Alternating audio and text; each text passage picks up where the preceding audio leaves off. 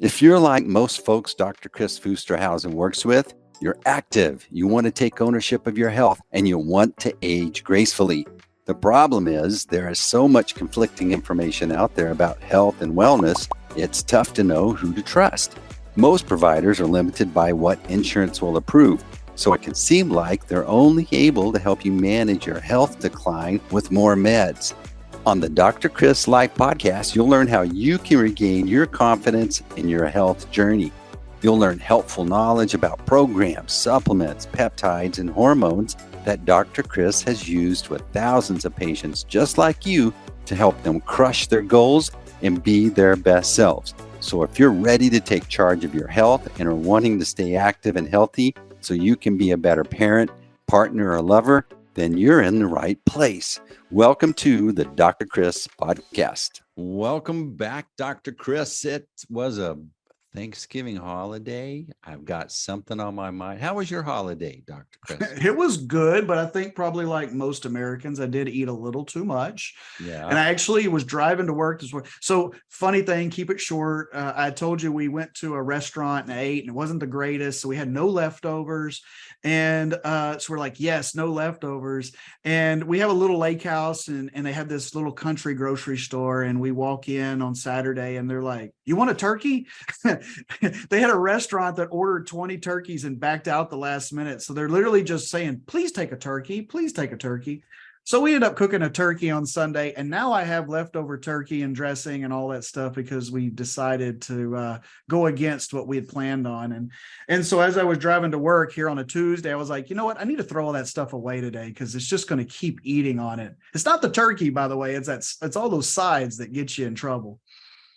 So I was eating some leftover buttermilk pie last night. Oh my goodness. So delicious. So in my head, I'm going, I worked. So since I've been hanging out with you and following your program, I lost a lot of weight. Right. But it's in the back of my mind. It's like, all right, I'm eating this. This is just the holidays. We'll be okay. And, I'll get back into my rhythm in January. But there's this little nagging doubt. Are you really going to do that? And I imagine a lot of people deal with that. Well, yeah. And I mean, so do I, by the way. I always try to make sure my patients know I have those same issues they do. I self-admit that diet is probably the hardest thing that I tussle with in health. I don't have a horrible diet, but I don't have as good a diet as I would like. I mean, I think all of us are striving for better, right?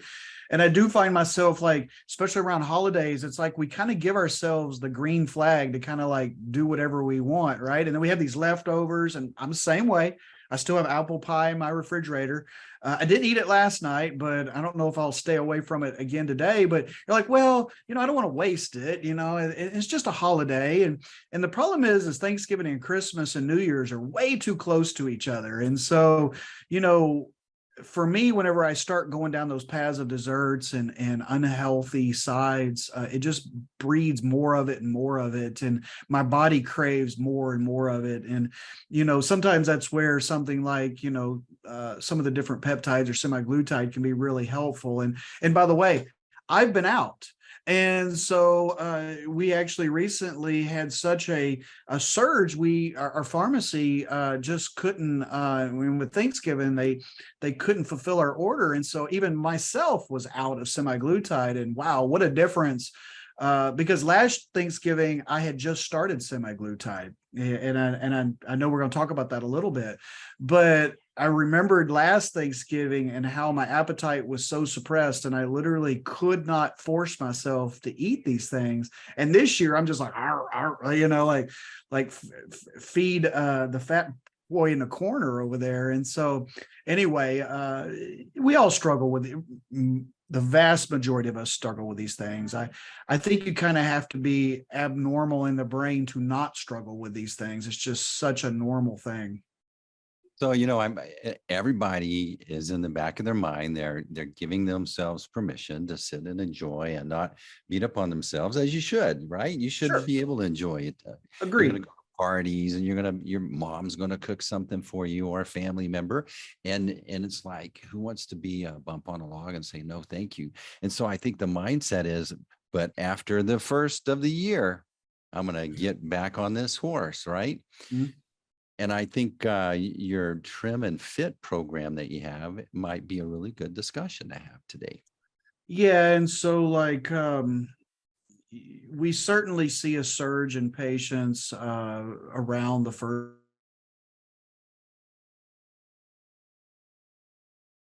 open arms, and we'll start wherever we're at and we'll work at it. I would just encourage patients to maybe come in now. And because there's things that we can do now to curb those feelings through the holidays.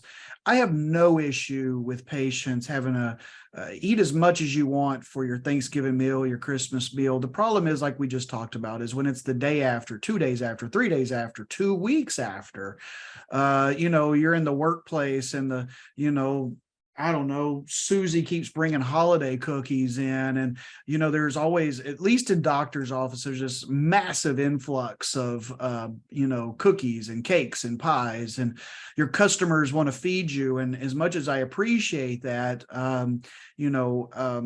it's just like the gym. I always tell patients, you go off on vacation. That's why I always say, if you go on vacation, do something active every day. It doesn't have to be your full gym workout, but there's studies to prove if you miss the gym for a week, mentally you start completely at square one when you go back into the gym. I think nutrition's the same way. When you get away from nutrition for a few days, when you let yourself completely go, it is so hard to bring that needle back to the center. And a day or two always seems to turn into a week or two, a month or two.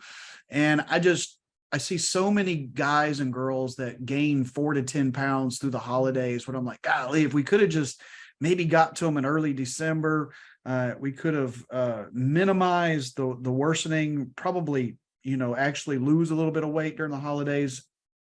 You'll still be able to eat. And we can talk about that. That's what's great about, our program, is that you don't feel like you're missing out on anything, when you're with your family and friends. Well, all right. So let's tell them about Trim and Fit, what it is and what's behind it first. Yeah. So the main thing behind TrimaFit is the peptide. And I guess let's even back up in case we have anyone listening that doesn't know what a peptide is. Peptides are basically amino acids in a chain. I like to say they're signaling agents. They're basically turning on or off functions in the body. And unfortunately, as we all age, we have over 7,000 peptides in our body naturally, and many times peptides are starting to become either low in nature or high, or abnormally high in nature, and actually causing poor function, or cellular senescence, as we always talk about, you and I, basically where the cells become dysfunctional instead of functional and start causing problems instead of solutions. So the Trim and Fit is a few things, but it's mainly, first of all, we do comprehensive labs, and many times patients are hyperinsulinemic. And what that means in English is their insulin's high, they're insulin resistant. And insulin is what breaks down our sugar in our body. And everybody knows diabetes, especially type 2 diabetes. And, but it actually starts so much earlier than that. And I actually just wrote a little article or paper, whatever you want to call it, for a company I work with that's going to come out next month. And it's basically how insulin resistance should technically be a disease, because it's abnormalities in the body, and we shouldn't wait for you to become a diabetic before we decide to do something about it, because we know what's happening. We know what's the next step. So as insulin starts to go up because we have too much sugar, it's trying to break it down. It's becoming dysfunctional. Our sugar regulation is, we have to create more and more insulin to do that. And that's called hyperinsulinemia or insulin resistance. But eventually you just can't make enough insulin, and the dam breaks and blood sugars rise, because I would say you are diseased in the face of normal blood sugars, but high insulin, high fasting insulin. You're diseased at that point. Okay. And then the next step is when the insulin stays high and now blood sugars start to rise. And then the final step is actually down the road, is diabetes. It's when your doctor says, Steve, your A1C is too high.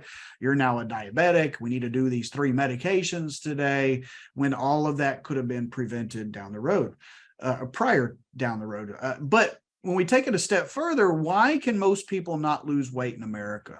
It's because they're hyperinsulinemic. When your insulin levels are high, it's basically a governor on your metabolism. And we have to fix that hyperinsulinemic situation in order to lose weight.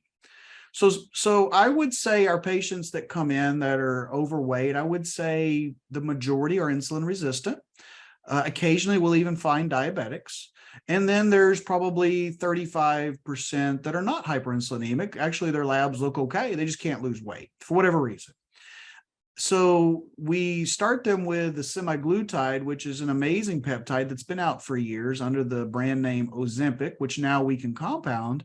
And we can use it in small doses to help, first of all, combat that insulin resistance, because not to get too deep down the science pathway, but it actually starts reversing that insulin resistance through GLUT4 receptors, through AMPK activation, all these fancy words that we use, but it's actually reversing the insulin resistance. So we'll start to see those insulin levels start to fall. So basically now we're taking that governor off of the metabolism, allowing our bodies to metabolize normal. But then it also works on the hypothalamus of the brain to downregulate our appetite, so we're not as hungry, which is nice, because I always say, what's the traditional way to lose weight in America? We're going to try to eat less, right? We're just going to wake up today, and today I'm going to eat less. And that usually fails miserably. Patients get hungry and they give into, their willpower is not enough, and they end up in the pantry. And as I say, they end up with worse food options because now you're hungry. It's like going to the grocery store, when you're starving, you'll make all the worst choices. So with semaglutide, you don't have that misery of feeling hungry. But the second thing that occurs is that when you do eat, you'll eat typically less than 50% of normal when the dose is working, and you will feel extremely full.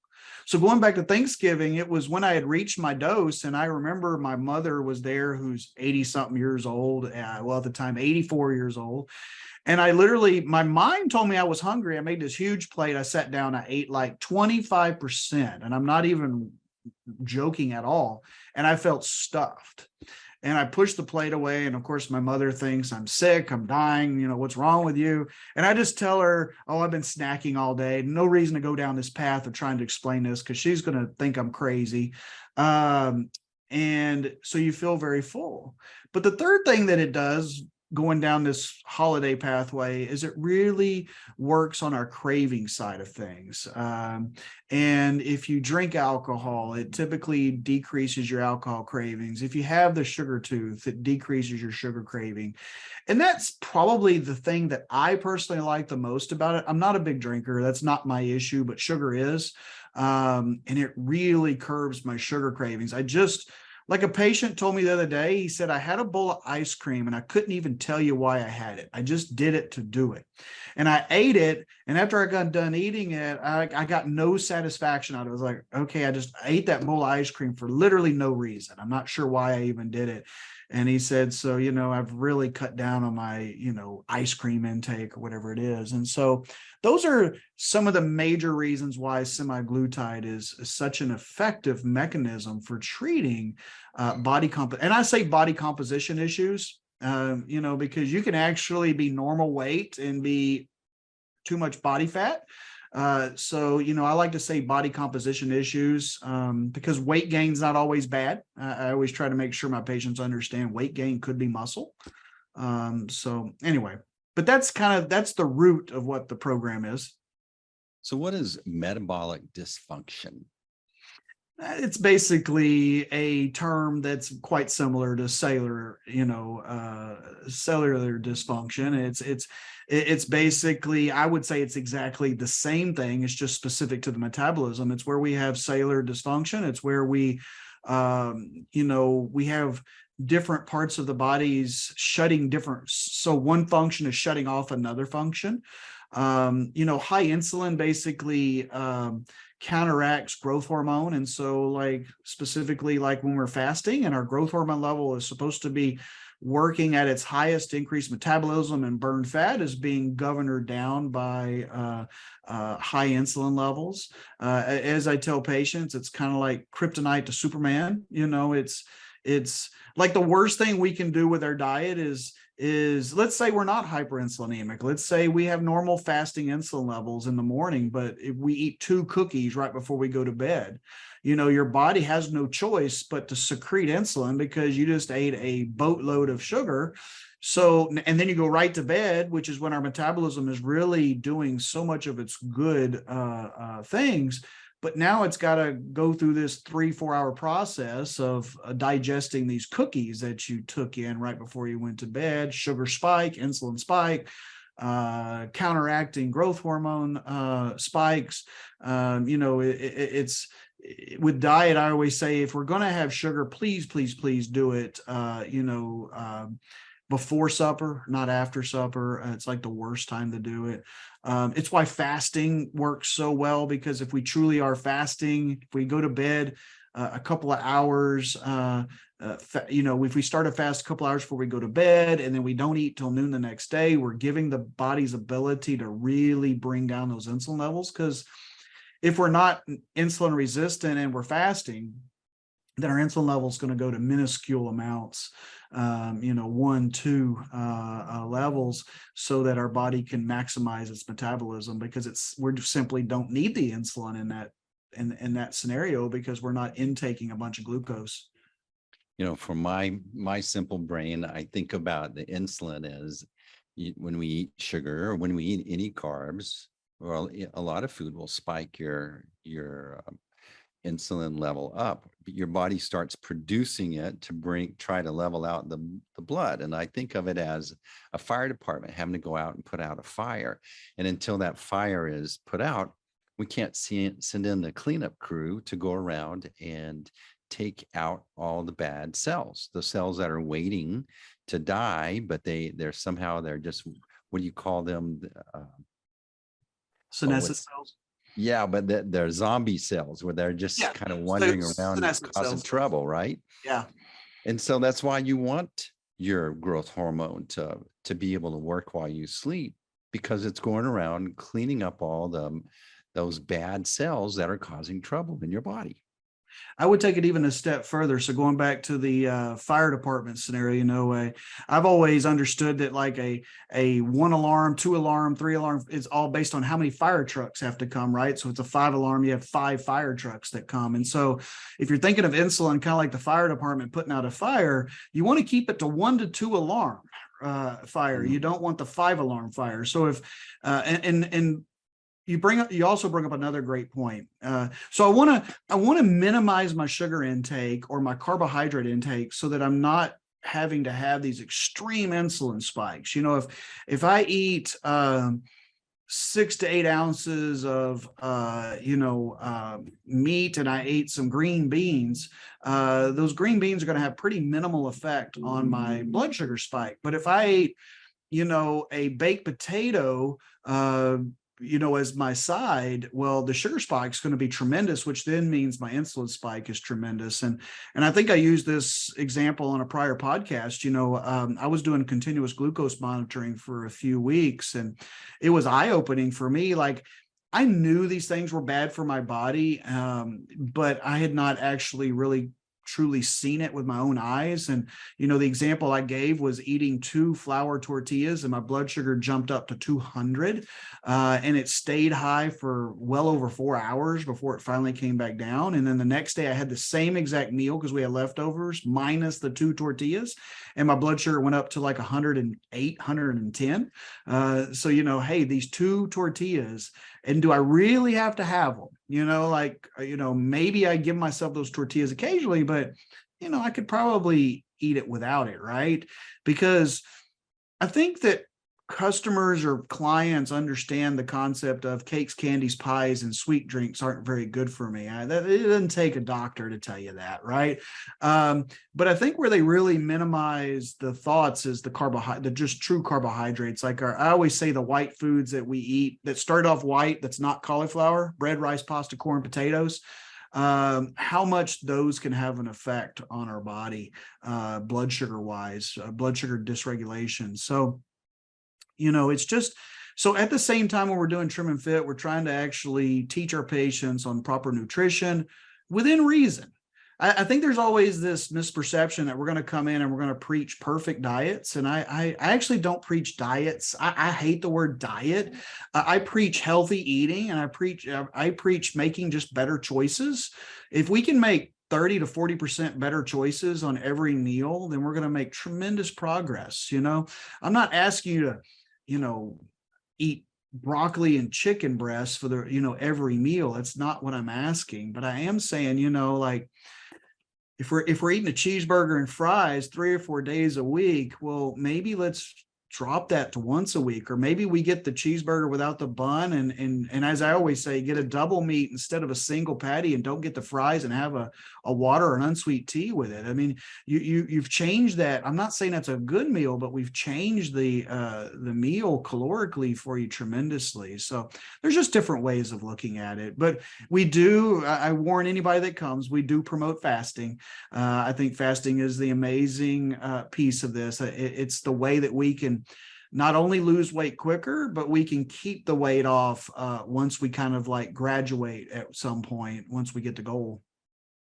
Yeah, I think one of the things that you helped me, my eyes see sugar, but when my body looks at that food, potatoes, it's sugar to my body because it's going to have to react the same way. And so by reducing the percentages that I consume of those, I think over a long period of time, it's made a big impact. But let's talk about where we get on Trim and Fit, and we have to have a goal. We're going somewhere. We need to have an improvement goal. But what happens when we reach that goal? So the other part I didn't talk about is when you come in, we use the InBody 570 in our practice, and it's a very accurate machine that gives me your muscle mass, your body fat, your water concentrations in the body. And we're monitoring this all the way through the process. And of course, we're very aware and very sensitive to the patient's goals, right? Like, what do you want out of this? And it's one of the biggest things that we try to cement on the first visit. That will usually, to be honest with you, will change with time. Patients see it because a lot of times they'll give us a goal thinking they'll never hit it. And then they hit it and they're like, well, actually, I really wanted to be here. And, sometimes I have to step in as the provider and say, hey, enough's enough here. I looking at when we start to sacrifice muscle for body fat is whenever I'm like, okay, we're in optimal ranges here. We're starting to sacrifice muscle. It's time to look at something else. So when a person's at goal, and usually I would say 98% of the time, that's a mutual goal that we come up with together. Only a few times have I had patients that I felt like truly were starting to go over into unrealistic expectations, and we have to reset that. It's okay once we do it, but basically I say we can't do this anymore because you're trying to get too thin. But there's like a few different options. The most common option, and actually most of the time our patients are very reluctant to stop semaglutide. Okay, they literally don't want to. But one option is like, hey, Steve, I really think with fasting and now you're exercising better and you've learned so much about your diet, we could come off everything. We could just let you loose and fly straight. And if you gain more than 5 pounds back, come back in, we'll restart the program. So that's always option A. I will tell you it's the least chosen option because patients are always very hesitant. They like the way they feel. They don't want to go down that path, but that's option A. So if patients are fearful that they're never going to graduate and they're going to have to pay for this the rest of their life, they absolutely can come off and see how they do.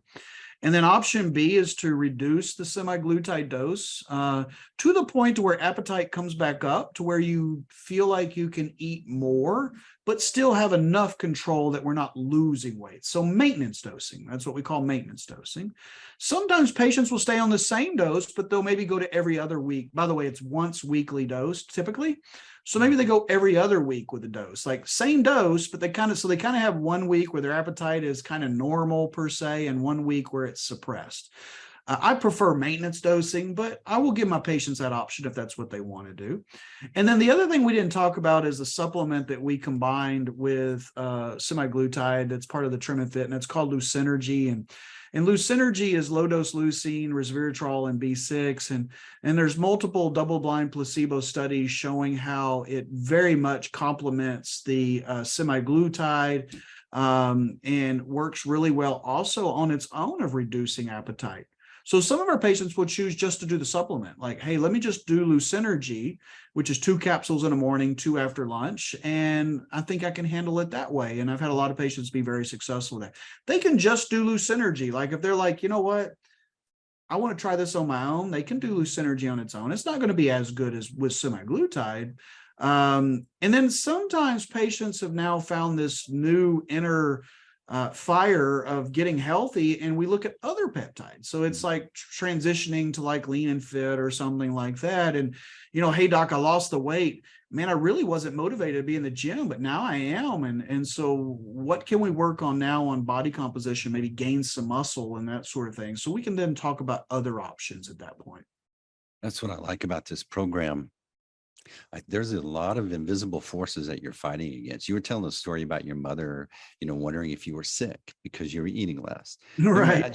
Imagine you make the decision, I'm going to improve my diet, but then yet you have to explain yourself or defend yourself every time you're in a function. And I think that part of this program is you're giving me a long-term solution to change behaviors, change perspectives, to think about my responsibility and my health as well. Talk about the benefits that come from this. You're not just losing weight, but you're sleeping better. There are other things going on, right? Well, I mean, it's tremendous. I mean, the great thing about semaglutide, and let's you know, that's a great topic. So let's back up and say, and I'll answer that question. But another common question we get is do I have? And actually, so as you know, but maybe someone listening to the podcast doesn't, I educate a lot of providers and help them with this similar program in their own offices across the country. And one of the most common questions I get is, how long can they stay on semaglutide? Because for some reason they think that they have to take their patients off of it. Mm-hmm. They think that there's some long-term risk factors that they're going to run into. Actually, the long-term data with semaglutide is amazing. It's tremendous for the heart. It's tremendous for brain, preventing neurodegeneration, so brain degeneration. And I would actually say that if patients can afford to do it, there's so many positive benefits for just staying on low dose maintenance dosing of semaglutide beyond just metabolic dysfunction, okay, and controlling of appetite. So, at SSRP, where we, which is the organization I'm faculty for that you and I, of course, about it, but it's where we educate providers on peptides. We really created in our protocols for leaving patients on it long term.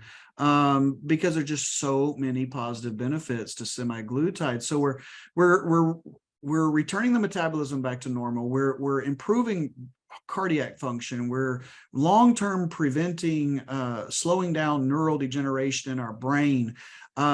Because we've lost weight, we're feeling better, we're more confident, we're not going to be mentally as hard on ourselves. I don't think anybody could disagree with me that when we're overweight and we look in the mirror, it kind of has this downer effect. But when we look in the mirror and we're happy with what we see, it has this positive effect on ourselves. Heck, I looked in the mirror this morning and I probably gained 2 pounds through the, Thanksgiving, but I can see it, and I'm like, son of a, and I'm mad at myself, like going to the gym because I let myself, gain a couple pounds. Now I know if I really think through it, next week it'll be gone as I, get back going and continue to exercise. But, weight gain can really have a tremendous negative impact on our self-esteem.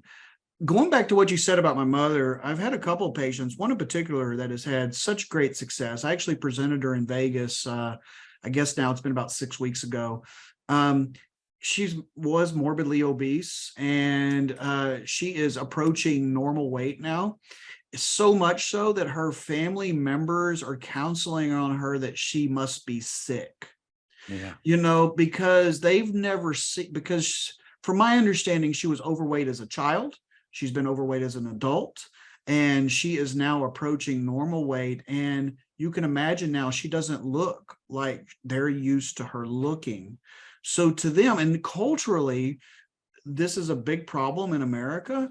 I always tell the story that when I was a resident, I was a resident in a strongly Hispanic community, and the grandmothers would bring these kids in who were normal weight and try to convince me that there was something wrong because they were skinny, and you would show them on the growth curve. No, little Bill is actually right in the center of normal. And then you look over and there's the other grandkid that's like 120th percentile on weight for their age, because there's this perception in some cultures that being overweight is healthy. And that unfortunately breeds being overweight as an adult. So the good news is that she's not falling for it. She's like, no, I feel great. She's so happy. Her personality is, she's already a great lady, but is doing even better.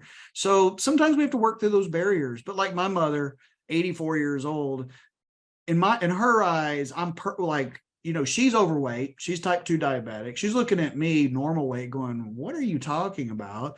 Because she just doesn't grasp the concept. This is a lady who drank Dr. Pepper her whole life as her main drink, and she just doesn't get it. And it's not worth me trying to get her flustered and, that sort of thing. So many times we're just like, yeah, just move on. Yeah, I think it was, for me, when I got to see the in-depth labs, it really woke me up to, how hard certain aspects of my body were working when I was just eating what I thought was normal. And I wasn't like obese, or Mm-hmm. didn't, my buttons on my shirts were a little tight, down there around my tummy. But it shocked me how I was unaware of how hard certain aspects of my body were working. And so I really think that this program, by having the data, seeing yourself improve, having not just, what you're not taking just a pill, you're taking something that your body used to make in abundance, and now is probably being stingy with. And now you're just getting back to the way that you want to be.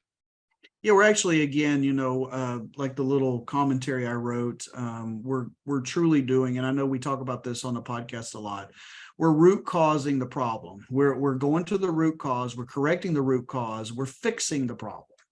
And there's added benefits to like your appetite being decreased and you're feeling full, but we're also fixing the problem. And that's the part that I always want to try to make sure patients understand. And there's this perception in America that you have to be morbidly obese, before you start having blood sugar problems. And it's just not true.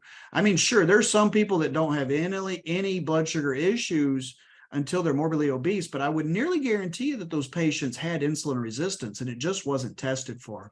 We believe in it so much now that any patient that comes into our clinic new gets a fasting insulin level. We're not skipping that step, because it's amazing when you can see somebody who's only 15 pounds overweight and you're like, but did you know your insulin level's 3 times normal? And they're like, whoa.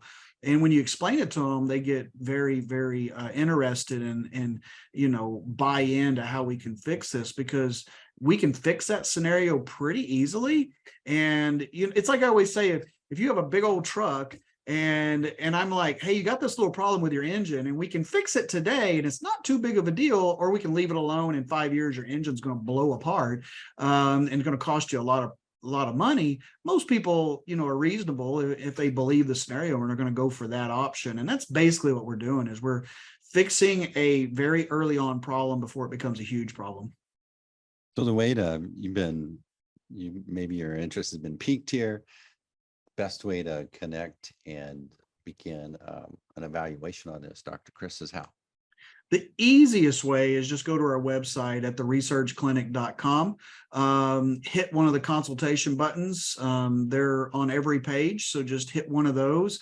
I have recently hired back my longtime assistant. She mans that, those leads all day long. So someone will reach out to you immediately with an email and a text usually, and then we can start the communication. You're welcome to call 817-599-9902. But I do think the easiest route, because of high call volume, is the website. And we'll just give you information, and then the patient or the customer can decide if this is something for them. We're very transparent on how everything works and cost and all of those scenarios. All right. This has been an excellent conversation, Dr. Kris. I think this is something that should be on everyone's mind, especially the ones that are listening. The ones that listen to this, they want to have more ownership. They want to work with a physician, and they want to have a clear path on how they can improve their health. So this is a really great plan. It's called Trim and Fit. It's at theresearchclinic.com, and encourage you to reach out and schedule a consultation with Dr. Kris. Dr. Kris, any last words? No, just everybody enjoy their week. Try to throw out all the leftovers in the fridge and get back at it. Hey, I'm going to go break my fast. I stopped eating last night about 7 o'clock. So it's noon. I think that was a good run. Me as well. All right. We'll see you on the next episode of Dr. Kris Life Podcast. Thanks for joining the Dr. Kris Podcast. If you learned something today and you want to connect and get more information, visit our website, www.drkris.life, where you can find more great information or even schedule a time to learn how you can engage with Dr. Kris.